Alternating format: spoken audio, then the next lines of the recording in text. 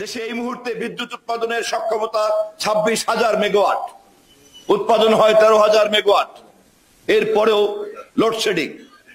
কিন্তু বিদ্যুৎ উৎপাদন করার জন্য দেশের আভ্যন্তরীণ জ্বালানিকে উত্তোলন না করে আমদানি নির্ভর জ্বালানি নীতি করে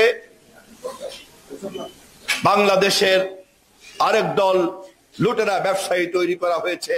সেই সমস্ত ব্যবসায়ীরা এই সমস্ত রেন্টাল, কুইক রেন্টাল পাওয়ারের নামে এবং জ্বালানি আমদানির নামে কোটি কোটি ডলার, কোটি কোটি টাকা শুধুমাত্র লুটপাটি করছে না, লুটপাটের টাকা দিয়ে সিঙ্গাপুর, মালয়েশিয়া, কানাডা, আমেরিকা, লন্ডনে, দুবাইতে তারা তাদের সম্পদের পাহাড় তৈরি করেছে। এই তথ্যগুলি যে মুহূর্তে গণমাধ্যমের কারণে বাংলাদেশের মানুষ জানছে অর্থনীতির এই ডুবন্ত পরিস্থিতিতে, তখনই আমরা শহীদ রাষ্ট্রপতি জিয়াউর রহমানের 43তম এই শাহাদাত বার্ষিকীতে জনগণের সামনে দাঁড়িয়ে কথা বলছি। শহীদ জিয়াউর রহমান সম্পর্কে কথা বলার অনেক বিষয় আছে, অনেক বিষয় আছে। আমি সব বিষয়ের মধ্যে না গিয়ে শুধুমাত্র বাংলাদেশের অর্থনীতিতে শহীদ রাষ্ট্রপতি জিয়াউর রহমানের ভূমিকাটিকে আমি আমার সংক্ষিপ্ত বিষয় বক্তব্যে আপনাদেরকে নতুন করে স্মরণ করে দিতে চাই। স্বাধীনতা উত্তর বাংলাদেশে মুজিব সরকার সমাজতন্ত্র কায়েম করেছিলেন। 25 লক্ষ টাকার বেশি বিনিয়োগ করা যাবে না সিলিং দিয়েছিলেন। দেশের শতকরা 90% সম্পত্তিকে জাতীয়করণ করেছিলেন এবং এইভাবে দেশে একটি সমাজতান্ত্রিক অর্থনীতি, রাষ্ট্র নির্ভর অর্থনীতি করার মধ্য দিয়ে দেশে রাষ্ট্রকে সমস্ত ব্যবসা বাণিজ্য ক্ষমতা দায়িত্ব দেওয়া হলো। আদমজির মতো একটি লাভজনক প্রতিষ্ঠান স্বাধীনতার প্রথম বছরেই 5 কোটি টাকার লোকসানের দায়িত্ব গ্রহণ করে লোকসানি অর্থনীতির ধারা শুরু করলো মুজিব সরকার সমাজতন্ত্রের নামে।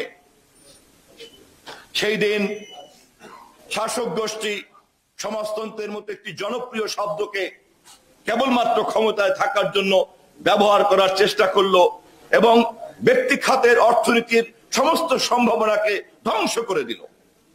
মানুষের মধ্যে যে উদ্যোক্তার ক্ষমতা, উৎপাদনের ক্ষমতা, সৃষ্টির ক্ষমতা এবং যেই ক্ষমতাগুলিকে নিয়ে একটি সদ্য স্বাধীন বাংলাদেশে নতুন নতুন শিল্প কলকারখানা গড়ে উঠতে পারত, কুটির শিল্প গড়ে উঠতে পারত, পাটের দেশ বাংলাদেশ, তাকে কেন্দ্র করে আমরা একটা অর্থনীতি তৈরি করতে পারতাম। কিন্তু সেই সুযোগ সমাজতন্ত্রের নামে মুজিব সরকার সেই দিন শেষ করে দিয়েছিল এবং শত্রু হিসেবে চিহ্নিত করেছিল ব্যক্তিগত উদ্যোক্তাদেরকে, শত্রু হিসেবে চিহ্নিত করেছিল ব্যক্তি খাতের অর্থনীতিকে। কি অদ্ভুত ব্যাপার! আজকে যখন 52 বছরের বাংলাদেশের এই মাটিতে দাঁড়িয়ে আমরা আবার শহীদ জিয়াকে স্মরণ করছি, তখন আবার কি দেখছি আমরা? রাষ্ট্র, সমাজতন্ত্র, জনকল্যাণ সব কিছুকে বাদ দিয়ে বাংলাদেশে 100টি পরিবার তৈরি করা হয়েছে যাদেরকে টাকা লুট করার জন্য ক্ষমতাসীন দলের একমাত্র কাজ হচ্ছে এই 100 পরিবারকে লুটের পরিবেশ তৈরি করে দেওয়া। প্রতিদিন ব্যাংকের থেকে লক্ষ লক্ষ লক্ষ লক্ষ কোটি টাকা ঋণ দান করা হচ্ছে সেই সমস্ত ব্যক্তিদেরকে যারা ঋণের টাকা উত্তোলন করে বিদেশে পাঠিয়ে দিতে পারে। দেশে এই পরিমাণ ঋণের বোঝা এর আগে কখনো হয় নাই। আপনারা সবাই জানেন প্রায় 6 লক্ষ কোটি টাকা ঋণের বোঝা এই মুহূর্তে আমরা বহন করে চলছি। 100 বিলিয়ন ডলারের ঋণের বোঝা আমরা বহন করে চলছি, বৈদেশিক ঋণের বোঝা আমরা বহন করে চলছি। আমাদের দেশে রিজার্ভ নাই, কিন্তু এত কিছুর বিনিময়ে যেই আওয়ামী লীগ 72 সনে সমাজতন্ত্রের কৃতিত্ব নেওয়ার চেষ্টা করেছিল, তারা আজকে বাংলাদেশে মাত্র কয়েকটি পরিবারের অর্থনীতি